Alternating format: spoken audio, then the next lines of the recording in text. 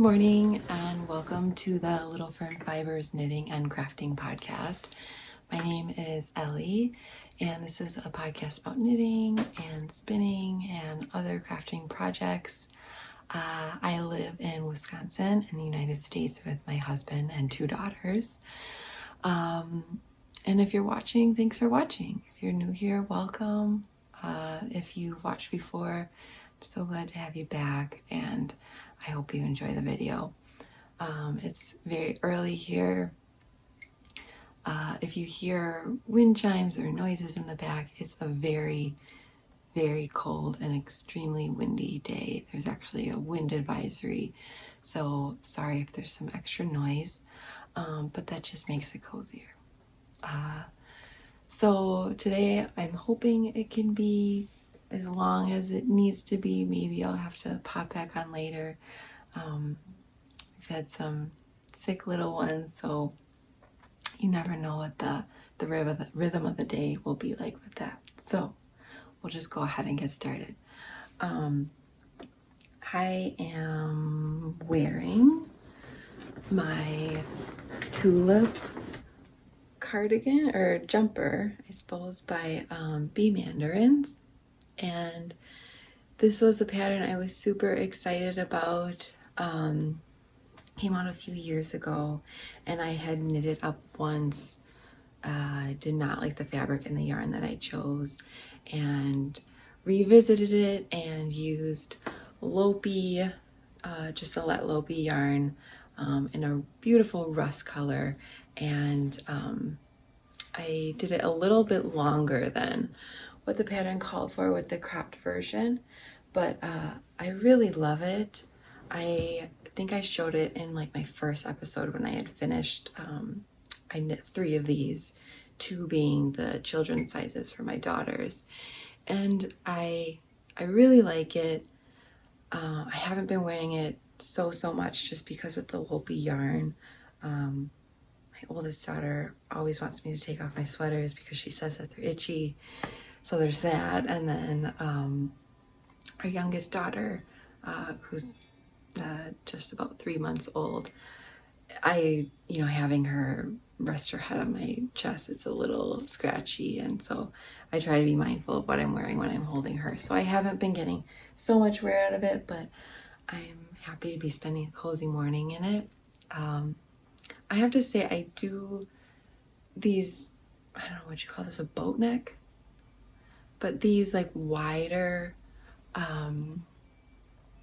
necklines, I do have trouble like figuring out what to wear underneath. Right now I'm just wearing like a tank top and a sports bra, but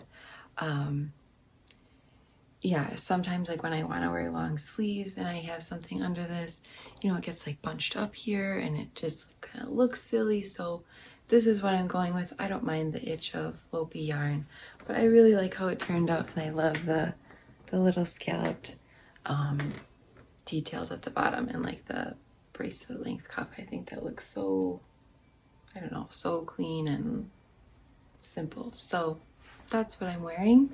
And I'll just go ahead and jump into some of the other finished objects. I don't have too many. It's been very busy with the holidays and things, so they're very small too, but I have just works in progress, I suppose, more so. So some of the finished objects are this little scrunchie, and I saw the video from Well Loved Knits, I think that's what it is, and she had a little tutorial on her podcast, just like a baseline pattern for a scrunchie. And so this is just pretty much a rectangle that you knit and back sew it on itself with a piece of elastic in it. And I have been wearing this nonstop since I made it. I love it. I feel like it's so like easy on my hair. It's not so rough as like more of an elastic band. And I love it. I think it like gives my ponytail more volume when I have it in because it's not so tight. But yeah, I really love this, and I hope to make some of these for gifts in the future, because it literally took me just a few hours and I just used some scrap yarn. I think this was Wonder Fluff from the sweater that I had made for my sister that I showed in the last video. I think I need a new one. I should knit a new one because I really have worn this so much and it's starting to look a little ratty. So the next thing I have to show is these socks that I did for a test knit. So this was a while back. I think I did the test in September, and it's for Morgan, Knitting Nelly, and they're called the Bits and Bobs socks. So it's all scrap yarn, which I love scrap yarn patterns. So everything I had was in my stash, but here they are. I have worn them a lot, so they probably look very, very shabby, but you can get the effect with the colors. So it's a very simple color work. Mine, these, I just wore them and they are not black, so sorry, Morgan. They are really beautiful socks. I'm just probably not showing the best light of them. So here they are. They have a really fun little color work, and it gets like really repetitious, so it's fun because even though it's color work, you kind of know what's coming and you're easily able to just kind of do it without looking. So these are the socks. I think if I knit them again, I would knit a few more rows of color work just to have the cuff a little bit higher.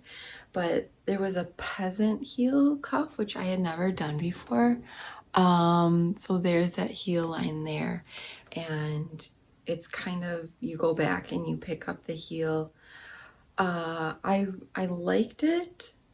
I had to, watch a few tutorials just because I'm not much of a sock knitter anyways, so this was a new heel to me. I feel like it maybe does get a little bunchy towards the back of my heel. Maybe that's the yarn I chose or how I knit it, but I think if I did these again, I would just do the normal heel that I do, kind of with that like eye of partridge heel, just for durability and wear. But these are the socks. They were super fun. It was really fun to choose the colors. And again, I think you use maybe 4 grams total of each color. So it's really great for when you have those teeny tiny bits and bobs of sock yarn left. So that was those, and that was really fun to test knit for her because I really like her designs. Let's see what else. Oh, another thing I thought I would show is my cousin is in Estonia right now. She's doing an art program at a school over there, and I just live vicariously through her because she's been so many places and does so many cool things, and I love that I get to see what she does and follow her along. But she sent me a Christmas card, and here's the Christmas card. It's by an artist named Anu Rod. It's called Nordic Night, and it's so beautiful. I thought it was so pretty. I think I'm gonna frame it. But this is a weaving. This picture is a weaving. So it's a wool weaving, and I don't think I would have known that because it looks so beautiful and like it's painted if I didn't read the back. But I can just appreciate that so much. That is so beautiful. So I don't know, for fiber friends, I thought that was a really cool something to receive. I think I'll frame that. The next thing that I'll show you is the parts that I can show you about the Wolfer project, which I introduced last time. So if you're returning, you probably kind of remember it. If not, and this is the first time watching, I am working with a group of spinners for the International Wolf Center in Ely, Minnesota, where they have beautiful ambassador wolves there. And every year when the wolves naturally shed their undercoat, they are brushed, the fur is gathered, and myself and a few other spinners receive the fur and wash it and prepare it, card it, and then spin it into yarn that we then knit into items for an annual auction that they have. Oh, and I should look at the date. I will add the date of the auction down below and any other links that I talk about, but I believe it's in March this year. So I'm going to put the date down. I'm pretty sure it's open to most states now. It does depend on state laws, whether or not they are able to, you know, have items from the wolves, you know, if they're on endangered species lists at state levels, shipped across the borders. So I know like last year it was kind of up in the air of some states, and that is why I was unable to work with the fur last year, because Wisconsin states changed, but this year they're changed back for wolves on the endangered species list, so I got to work with it. But yes, more information about that is in the previous video. So if you're interested, please go check that out. But here is the yarn that I spun from the fur that I received from Denali. And it's so beautiful. I'm sorry about the lighting today. It's very dark out and I'm doing the best I can. But here is the yarn. I've used a lot of it. Look how lofty that is. Isn't that amazing? Like, this is soft. This is so soft. There are like prickly guard hairs. I don't know if you can see any of them, but I mean, this is really soft. So, and like the prickly bits, we just like pick out. So if it is something that's next to skin, like here, I don't think you can probably see it. Kind of. But there's like one of the long guard hairs. But all of this is a soft undercoat. So this is from a wolf named Denali that was a beautiful older wolf. He passed away unexpectedly from a ruptured tumor that they did not know about back in September. He was an amazing part of their pack, so I'm really honored to be able to work with his fur. But here is the finished yarn. Oh my gosh. I applied it with just a commercial alpaca merino like lace weight yarn, just to give it some airiness, because sometimes with the guard hairs it can be a little bit more rigid, and also depending on how tight your twist is with the fur. So like there's some like, wish you could see it better. Some like darker bits of the undercoat. So this ball came from about 1.5 ounces of fur, and I've already used some. I'm gonna obviously continue to use this, and I'm kind of trying to document the process of processing and working with the wool fur.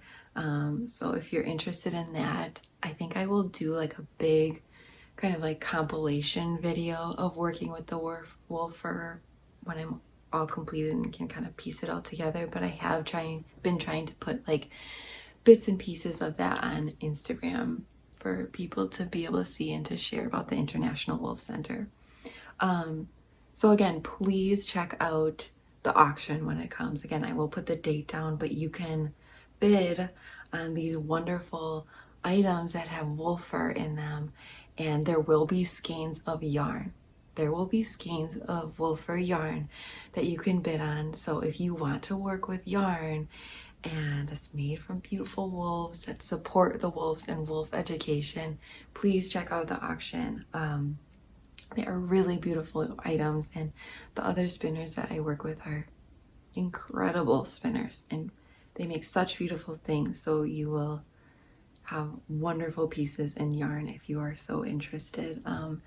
I also do, hang on.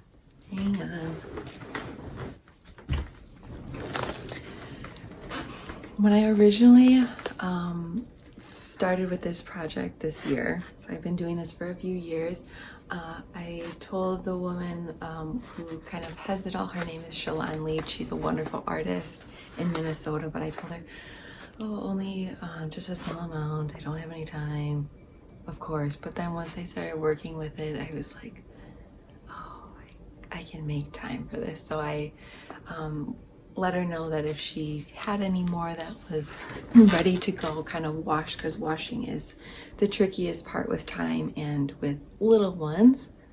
My oldest likes to help, which is wonderful, but you know, working with the woofer, I want to make sure that we really take care of it and everything's there and we do it the right way. So she gave me some more. She wonderfully sent some more along. Sorry about the package, it's gonna be kind of crinkly, but I just got this yesterday.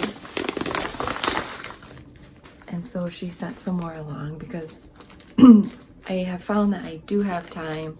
And this is again from Denali, so the same wolf that I'm working with this year. And this is 2.5 ounces. And so I think a lot of this I'm gonna spin into yarn. So again, if you want some yarn, check out the auction. But here, there's wolf hair like all over my house. Just, it's like everywhere. But oh, look how pretty that is. Ooh, it's so beautiful. We had a kind of a gathering with the women that are working on this project, and Chillon made a really wonderful comment that you know, having worked with the wolves for a few years and you know, seeing their coats, she has noticed that with the individual wolves, their coats, their fur changes over time. And she has noticed that their undercoat seems to get softer as they get older.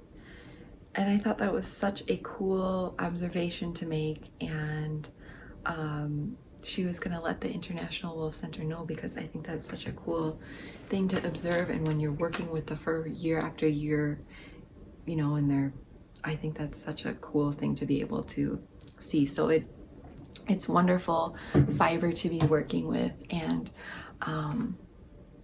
I do have some finished objects for it. I am not able to show them because, as with a silent auction, you're not really supposed to show the items pre-auction. So they're coming. I have 2 finished objects. I will very sneakily give you sneak peeks and try to show you a little bit of what it looks like as it's knitted up. So this is some of the wool fur that is knit up. Isn't that amazing? It's so furry and so soft. Okay, so there's that. And then here's another. There's some there. So that's what that is. I will be knitting a few more things and spinning that up and working with the yarn. I really love that project, and I love that it's been getting me back at the spinning wheel, because that hasn't been the case when I was pregnant. So I love to be back at that. And with talking about fiber and spinning, the last time I showed you on the bobbin, I had spun up some BFL from Chickadee, and it was just a braid. It was a beautiful color, and it was sitting on the bobbin for so long, and I finally skeined it up. But I believe this was about, what did it come to? Maybe like 90 yards total. And this is how it turned out. Oh, I'm not so much of a cool colors person, but I really like this. And there's some like kind of undertone orangey caramel peachy colors. So I was very excited to see this all skeined up. I'm not sure what I'm gonna make with it. We shall see, but if anything, right now I just enjoy looking at it all skeined up. So that was fun to finish up. And then I should say that with the 1.5 ounces of wool fur that I had from last time, when I spun it up, and this is plied again with a different, it's a commercial yarn. You can split it, I didn't blend it with anything. So the woofer is just the woofer. I didn't blend it with a merino or anything. I just ran it through my drum carder, and it came out in this giant, pillowy, hairy, soft bat. But I just plied that kind of as well as I could from the clouds. So meaning like after it's carded and it's kind of like a big puffy bat, I'm literally just like pulling it from here and carding it, or I'm sorry, drafting it out. So spinning it from the cloud. And then with that, then I plied it with, obviously in the opposite direction with that commercial alpaca yarn. And when I did that, probably total, I think I got about 42 yards from 1.5 ounces. So I thought that was pretty good. And it's, and we're just incorporating a little bit of it into projects. It really, you can have it go a long way. So that was that. What else? What else can I show you? So other things that I am working on are the Terrazzo Slipover by Petite Knits, and I had started gauging for that the last time, and I was just having, I don't know what full disclosure, I know you're not supposed to say that you're not good at things, but I am really not the best at math.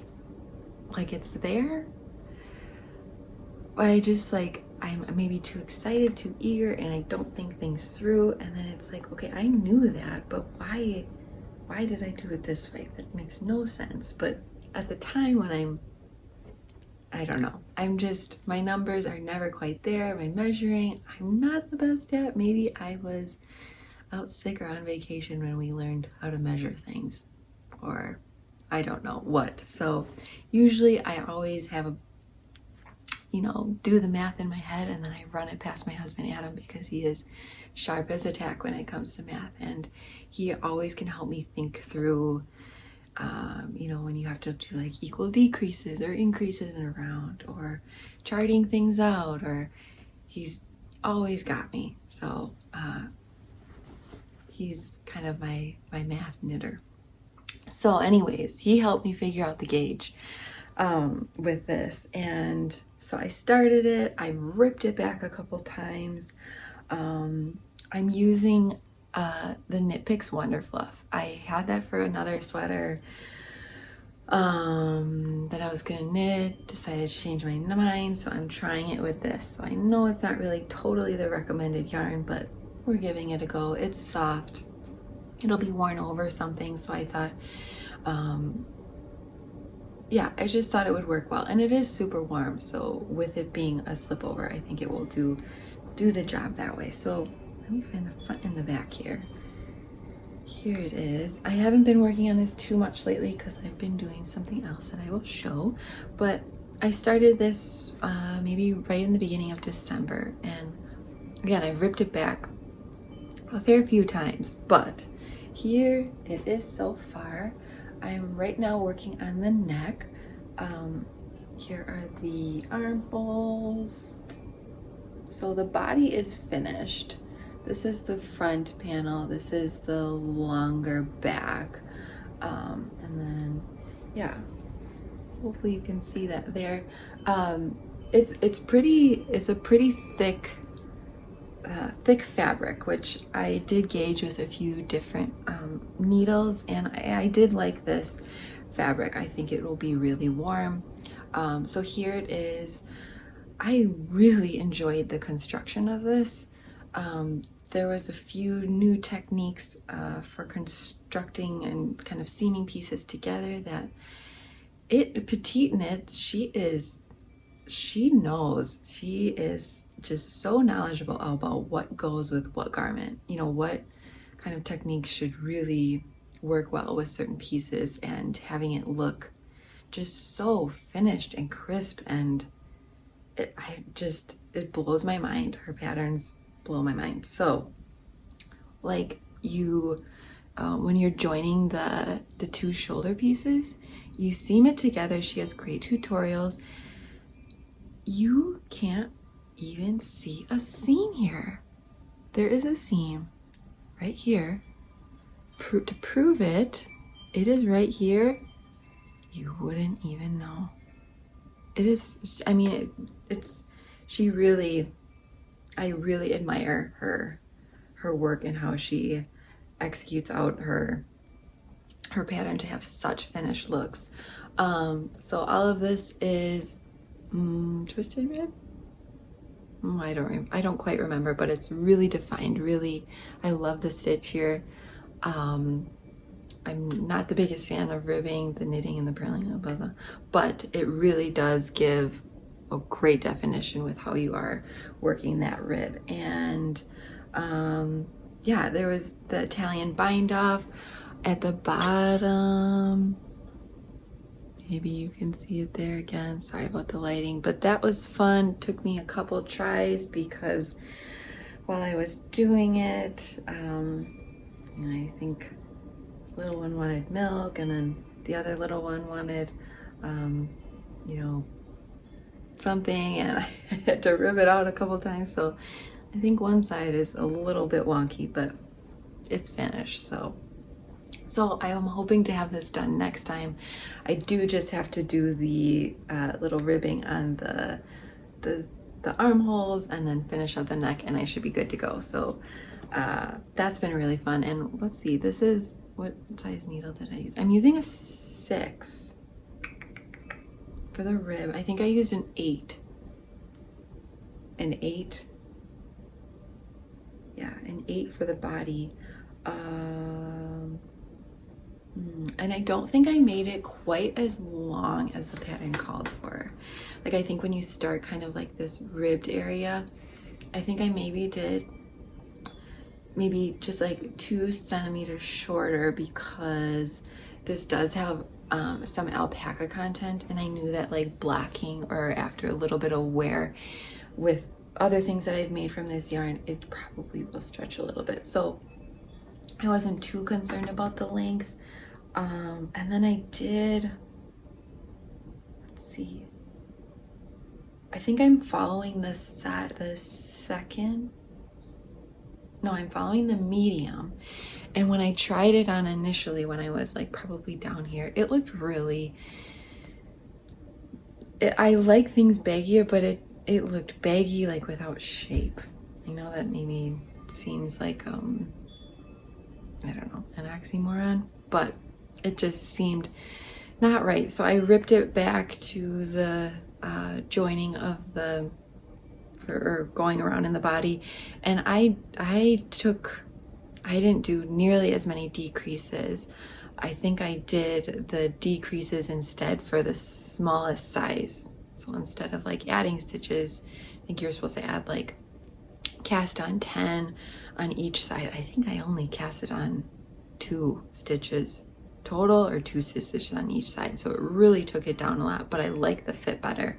Again, I think it will stretch out more, and I can always block it out a touch bigger if I want it. I'm using my wonderful Katie Boland and Silverbird Studios project bag. I just love it. So that's that. Hopefully to have it done next time. And then, how are we on time? Oh, okay, half hour. So we'll try to do a little bit more. Everybody's still sleeping. Okay. Oh, there was a giveaway. Gosh, this is all over the place. There was a giveaway last time for some fiber and a Turkish drop spindle. And I had asked if you wanted to be a fiber, what fiber would you be? And a lot of people commented. It was so fun to see what people said and their reasoning. Lots of different ideas. Lots of people that really wanted to give spinning a go, so that was fun to see. I was trying to decide. I think I would be Wolfer. I know I said that wasn't fair to say, but I think I would be, because proof right here, this is wonderful. Otherwise, maybe Cormo, because it's so bouncy and I love it. But it was really fun to see what people said. The winner I drew just before this, her name was Samantha Schwab, I believe. So I will put her comment here. She chose Rommel's Day. Is that how you say it? Rommel's Day. I think that's how you say it. But they are the sheep that live on coastlines, and they graze and eat the seaweed, which on like islands. So they have found an amazing way to adapt to such a harsh environment, which I think is amazing. I don't know anything about that fiber, really. I only really know that sheep, again, I don't even know how to pronounce the name, but I have heard of that because they are seaweed eaters in such a harsh environment. But I wonder what their fiber is like. I have that Fleece and Fiber for Shore's book. I should look it up. I'm gonna look it up. I'm gonna look it up and add that right here. Okay, so I'm looking up for Samantha. She wanted to be the North Ronaldsay sheep, and I'm looking it up in my Fleece and Fiber source book. This is a wonderful book for knitters, spinners, anybody that's working with fiber. It's so beautiful and so wonderful. So I looked it up, and here is what the fiber looks like when it's spun. And here is what the sheep looks like. And they live, what does it say? The northernmost of the Orkney Islands in Scotland. And they are like one of the most ancient primitive breeds, it looks like, which I think is so cool. They date back to early bits of domestication. And they have been frequently called the Iron Age breed, which I think is so cool. So they feed mostly on seaweed because they have been kind of like pushed to the outskirts of the shore. And that's just what they have there to survive on. And so they really kind of deal with those harsh weather of being on the coast. But it looks like they have different colors in their fleece, whites and browns and grays. What was the other cool thing it seems to be pretty low in grease. And because the sheep spend most of their time on the seashore and wild weather, up to half of the weight of a fleece may consist of sand and sea salt. I thought that was so cool. So it looks like it's kind of hard to come by, but Samantha, that's a good choice. So I thought that was really, really cool to read a little bit more about, but just if you were curious about what it's like. But yes, she won. So I'm so excited for her to try spinning. Please get in contact with Samantha on the comments or on Instagram if you'd like. And otherwise, if not, then we'll go to another winner. But I'm so excited for you to try spinning with a drop spindle. A lot of people said that they hadn't heard of using a drop spindle. I kind of showed it last time, but where you have the spindle and you go like, whoosh, and you spin it off your leg and you hold the fiber, and then the drop spindle is spinning. So maybe I've thought about doing a tutorial. Time has not been on my side, so maybe I'll try that. But have fun with it. And for those of you that didn't win, give spinning a try. Get a spindle. They're so easy to come across. They're not expensive. Get yourself some basic fiber, some white fiber, so you're not scared to use some precious, beautifully colored fiber, and just try it. Just do a little bit. And with that yarn, if you're like, I don't know what to do with this, just take that yarn and spin it into, the cuff of a mitten or a little colorwork band on the bottom of the sweater. So like, it is usable, and just try it. And it's such a fun way to get into spinning. So thank you for all your comments. It was really fun to see what people would want to be. And yeah, so Samantha, please get in touch. So a couple other things. With the holidays having come and gone, I hope everyone enjoyed some wonderful family time and relaxation time and knitting time with that. But I did kind of treat myself and went to one of my local yarn shops that I used to work at a couple years ago. It's called Cream City Yarn, and I went there. It was nice to get out of the house because as a stay-at-home mom, I do not get out of the house much, so that was a treat. And to see old co-workers, Kate, that was fun too. So I got out there and I got some yarn. I wanted to go out there with the intention of getting yarn for a design, for my first pattern design that I wanted to try. So I will show you what I got from there. I got some of Kate, she works there. She also makes a little line of yarn that she sells there, and she also has, her and another woman have an Etsy store called Cast and Dye. Check them out. This yarn is, this was the last skein there, and if there was more I would have snatched it up, but this was her last skein there and I had to have it. I showed their fingering weight that I purchased a few podcasts ago, but it's Wisconsin sheep, it's Wisconsin milled, spun, dyed, sold, all in Wisconsin, and it is so beautiful. So here is the sweet little tag, Cast and Dye. This is called Supper Club. This is their worsted line. I believe this is dyed with acorns. So she harvested acorns and dyed it. And this is worsted weight, 240 yards. That's a lot. And it's grown, spun, and milled in Wisconsin. And it is 100% Door County Columbian wool. Maybe I would just be cast and dye yarn if I was a fiber, because this is really beautiful. It's wonderfully rustic. It's so bouncy. Oh my gosh, it is just, it's got like rigidity.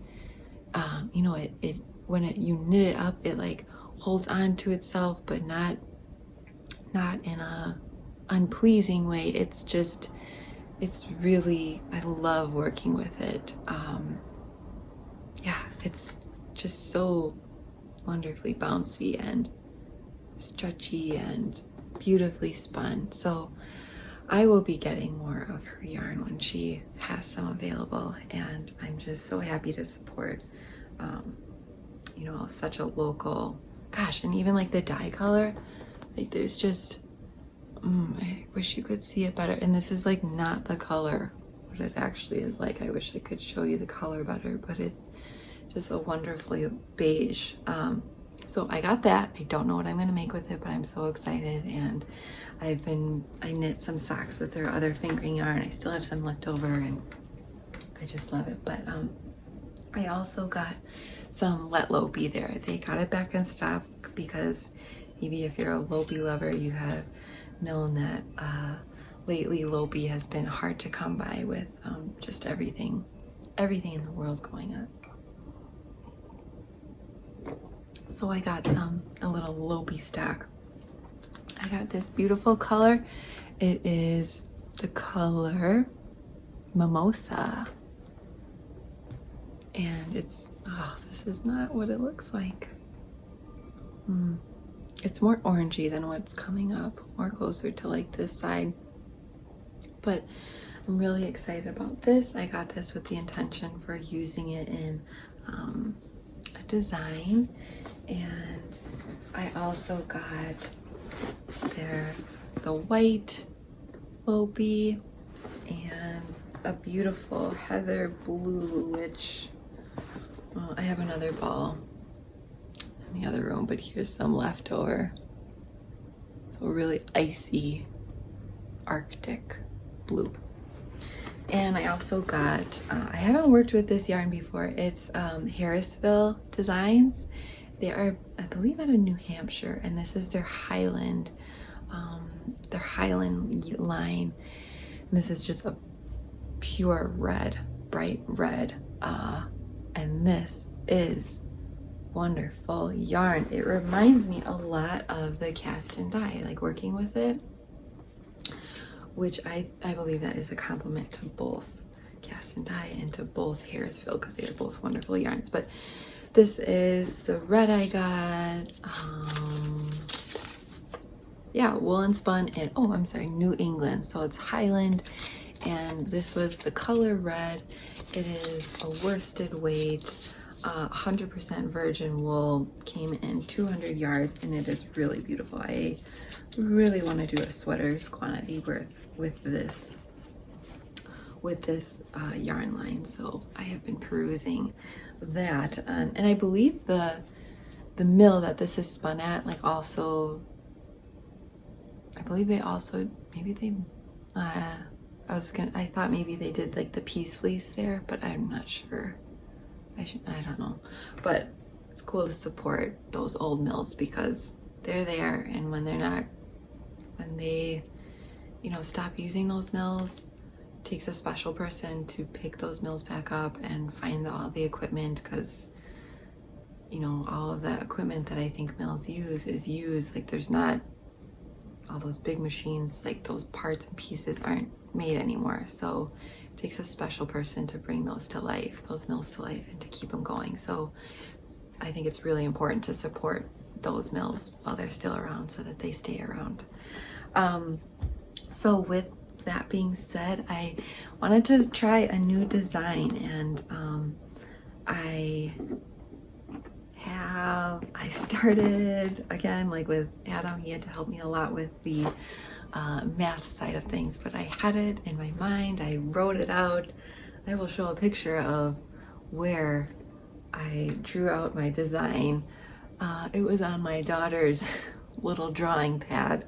When you're around your kids, and it's tricky to get up and go get pen and paper. Sometimes you just use whatever's close by, and that's what I use. But here is the first headband that I did with like my calculations and things. I have it on a cord because I haven't bound it off yet, but this is what it is. It's going to be called the Winterberry headband.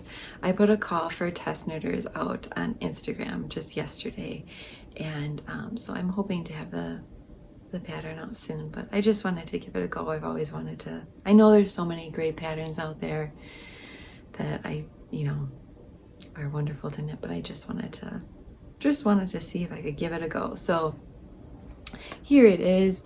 This is the first test run. So I tried it on my head. You ready for this? It like hurts my head to have it on. So this is not the right size. This fits our 3-year-old. So she has been wearing this. This will be the toddler's kid size. So you can get a gist for it there. So I wanted to finish it and rework it. So went back to Adam, asked him to help me with the math, recharted it out. And I am just kind of finishing it up, but here it is. Oh, it's not blacked yet, but this is a headband, the Winterberry headband. I'm using that Letlopi yarn and the Harrisville. So there is a wonderful Latvian braid there. And then here is the chart. The bobbles, there's some little bobbles there, and then some embroidery along that diamond pattern. So I know this is not the proper way to show a new design. It should be blacked and crisp looking and everything, but I'm excited just to share it. So, and you can see the process. This is, because I don't know the process, maybe you are familiar with it or not, but here's my process. So here's what the headband looks like. I knit it up. I have it charted out. I've been writing the pattern, so hopefully, again, that's coming out soon. But I'll give a little peek of what it kind of looks like on with the needles and the everything hanging down. But isn't that kind of cool? I don't know. And it's fun to see something in your head kind of come out. So that's what that looks like. Right now I am kind of knitting. I'm going to knit a lining with the red. So I'm just going to knit like a, you know, extend the red here with stockinette, and then, you know, bring it back. And so there's going to be a knit red lining right here, and then sew it on the bottom edge here, if that makes sense. So that like all of this will be covered up. This is what the inside looks like. Really fun. So if you want to give this a go, again, I will show it when it's in its nice completed form probably next time. But I'm really excited about this. And I kind of knit it up with the intention of maybe doing the pattern and then incorporating some of the wool fur like as around the embroidery, or like as the bobbles. So we'll see if that happens. But yeah, that is that. I have been using Chiaogu needles, and that has been working up really well. I think I'm using a size 4 needles, and the Lopi yarn, which has just been really fun to work with. So that is that, and I have been using the Knitting Barber. I got these as a Christmas gift from my mother-in-law, who's also a knitter. I believe she got these at Cream City, also that local yarn store. But these are those cores that are kind of out in the world right now and making a wave through the knitting community, and they are really pretty slick. So it's just like hollow rubber cord that you stick on the edge of your needle.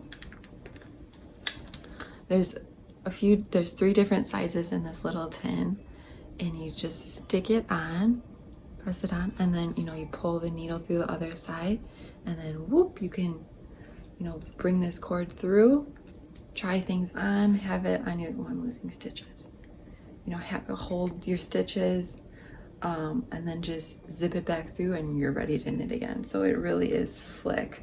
I should probably hurry it up here because I think we are starting to wake up, and we're at 45 minutes. So I'm gonna keep going here. The last thing I think I wanted to talk about was kind of a project that I want to make, and I've had this in my brain for a while now.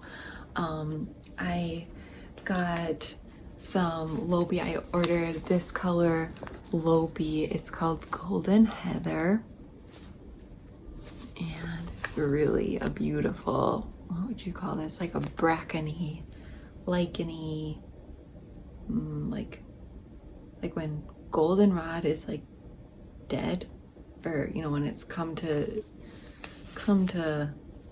pass in fall. It's kind of like how, you know, all of those like reedy, I don't know, like you know, like all those tall like grasses and wildflowers and things, like when they die down in fall, like it looks like that color. So it's really beautiful. I really am excited to work with Lopi again, but this is from the Icelandic store, and they have some fast shipping. I was really pleased when I couldn't find locally find Lopi. I did order this online from the Icelandic store, and they it was kind of cool to get some Lopi Icelandic wool from Iceland. So if you are in need of Lopi, you should check them out too. So with that yarn, I have wanted to knit B. Mandarins, who's also designed this sweater, her tulip cardigan, which she kind of hinted that she was going to be making a cardigan version a while ago.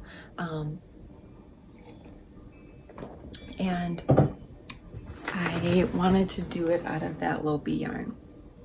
So I am going to knit the cardigan version of this same sweater with that yarn. And I would like to do the raglan, you know, the top half of the cardigan, like the Felix pullover or the Felix cardigan, with kind of like the, you know, the little eyelets along the raglan neck there. So that is my plan. I'm gonna kind of mash the two patterns together and see what I can come up with. So once I'm finished with the Terrazzo pullover and kind of get my bearings with the wolf project, I really am excited to start that, because I don't really have a lot of cardigans and I think I would wear those a lot. And I just love the simplicity of the scalloped edge. So I'm going to do that with that yarn. And other than that, I think that's kind of it for today. I know this is kind of a longer one. I have to say I'm happy that I was able to kind of squeeze it all in. But I think that's that. Not sure when the next one will be. We'll see what I have done by then. I'm trying to think if there's anything else I want to talk about. I don't think so. But with that being said, thanks again for joining. I hope you have some fun knitting goals for this year, or some projects on the horizon, or some fun holiday yarn or fiber acquisitions that are getting you excited to start knitting in this new year. And yeah, enjoy the rest of your winter or whatever season you're in. And yeah, pick up those needles, pick up a drop spindle, or get to the spinning wheel if you haven't yet. Just give it a try and maybe explore a new craft. But thanks again for watching, and until the next time, I shall see you then. Bye.